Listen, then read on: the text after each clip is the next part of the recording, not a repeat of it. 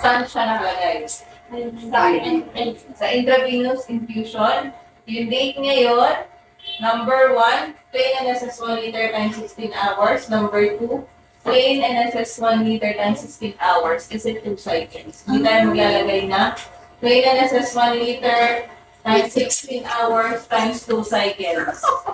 Okay, nagsulat ano? Opo. So,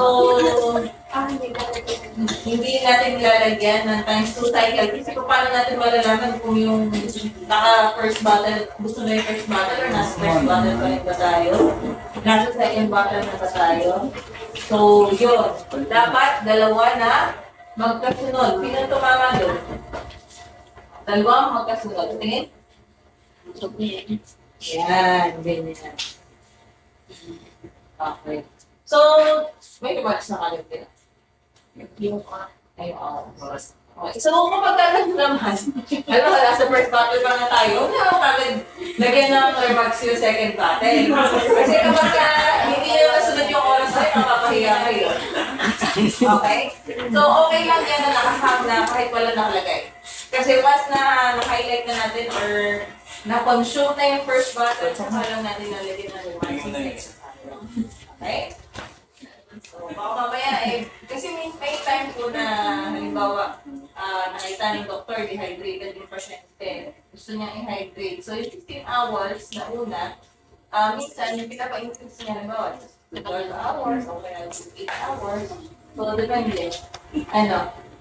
So, kung meron ng citrate, potassium chloride drip, yung mga norepinephrine, yun po ay lalagay natin dito sa baba. Okay? Next. So, diagnostics natin, lahat isusulat. CDC with platelet count, sodium, potassium, SGPT, SGOT, BUN, urate, urea, SGPA1C, FBFD-5, rate, ECG, ABG.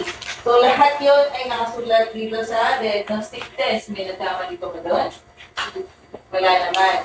So, tatanong ko na lang din sa inyo, ano ba ang sodium at saka potassium test siya na usually nare-request sa anong kaso? Okay. Ano ba ang sodium potassium? Siya ay?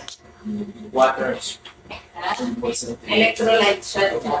So usually, nakikita natin kapag severely dehydrated, nag-diarrhea or nag-vomit ang ating pasyente, mataas, mababa, bagsak. Pag walang appetite, bagsak.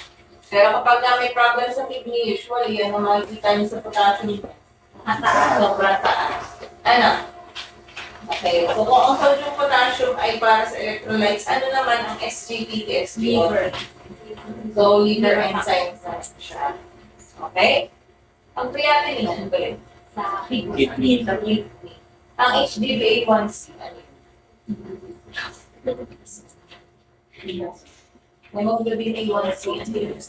Hemoglobin A1c lang tapos, pero para sa Sa blood. Sugar. So, ang RPS ay random blood sugar, di ba? Ang FPS natin ay fasting blood sugar. Ang hemoglobin